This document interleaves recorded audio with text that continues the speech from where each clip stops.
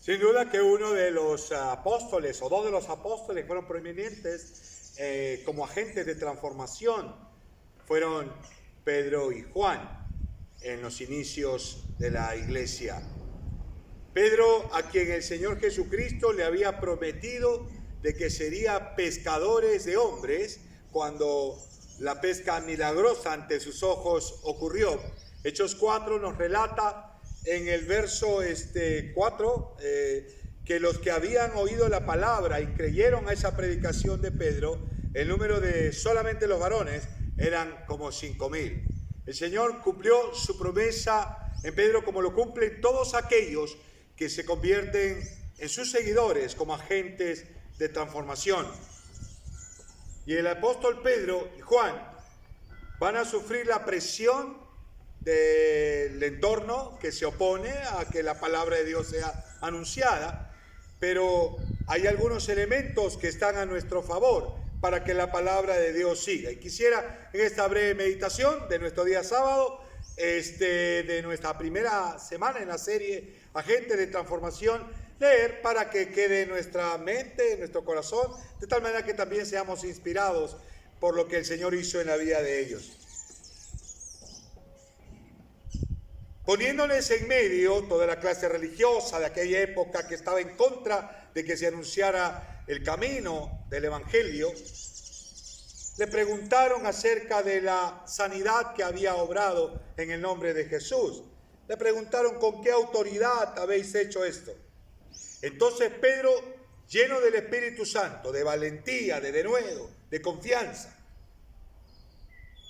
les dijo: gobernantes del pueblo y ancianos de Israel, puesto que hoy se nos interroga acerca del beneficio hecho a un hombre enfermo, de qué manera éste haya sido sanado, sea notorio a todos vosotros y a todo el pueblo de Israel que en el nombre de Jesucristo de Nazaret, a quien vosotros crucificasteis y a quien Dios resucitó de los muertos, por él este hombre está en vuestra presencia sano. Este Jesús, piedra reprobada por vosotros, los edificadores, ha llegado a ser cabeza de ángulo, piedra principal. Y en ningún otro hay salvación, porque no hay otro nombre bajo el cielo dado a los hombres en que podamos ser salvos. Entonces, viendo la valentía, la confianza, el denuedo de Pedro y Juan, sabiendo que eran hombres sin letras y del vulgo, se maravillaban y le reconocían que habían estado con Jesús.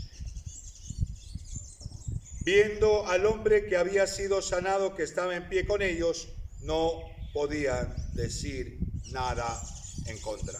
Hermanos, en esta breve meditación de sábado, quisiera poner en vuestros pensamientos y en vuestro corazón que para ser agentes de cambio, tenemos que dar evidencia de haber estado con Jesús. Estos hombres dieron evidencia que las cosas que hacían en el nombre de Jesús daban evidencia por sus palabras, en su manera de enseñar y actuar, que habían estado con Jesús. Hay muchos que en el nombre de Jesús hacen cosas, pero si no andan como Jesús anduvo, son mentirosos. Lo escribiría Juan más tarde en sus cartas. Cualquiera que haga cosas en el nombre de Jesús, pero no anda como él anduvo, tal es mentiroso. Para ser agentes de transformación, tenemos que dar evidencia de nuestra propia transformación. Y esta evidencia, te propongo, sea la que relata el verso 13. Entonces, viendo el denuedo de Pedro y Juan, sabiendo que eran hombres simples, hombres del vulgo, sin mucha educación, se maravillaban y reconocían que habían estado con Jesús por su manera de hablar, por su manera de actuar, su manera de conducirse. Vivimos en tiempos tan perversos, tan malos. A lo malo le llaman bueno, a lo bueno le llaman malo. Un hombre que decide confesarse en su manera de rechazar su sexualidad y querer confesarse como homosexual es valiente, lo felicitan, lo aplauden. Pero alguien, un homosexual que reconoce que estuvo en un camino equivocado y que ahora quiere seguir a Jesús, está mal, es fanático. A lo malo le llaman bueno y a lo bueno le llaman vano. ¿Cuáles serán nuestras armas? Armas de nuestra milicia que son poderosas en Dios, que pueden ser utilizadas como agentes de transformación. Número 1, la evidencia que hemos estado con Jesús. Y eso tiene que ver con nuestra manera de hablar.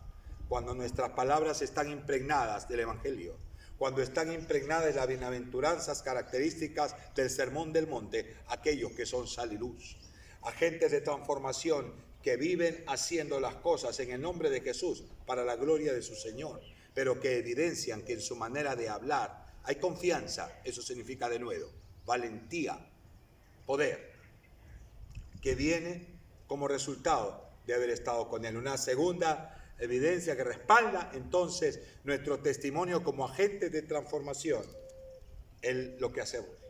Dice el verso 14, y viendo al hombre que había sido sanado, que estaba en pie con ellos, no podían decir nada en contra. ¿Qué va a respaldar nuestro testimonio como agentes de cambio, querida iglesia de los Ejidos?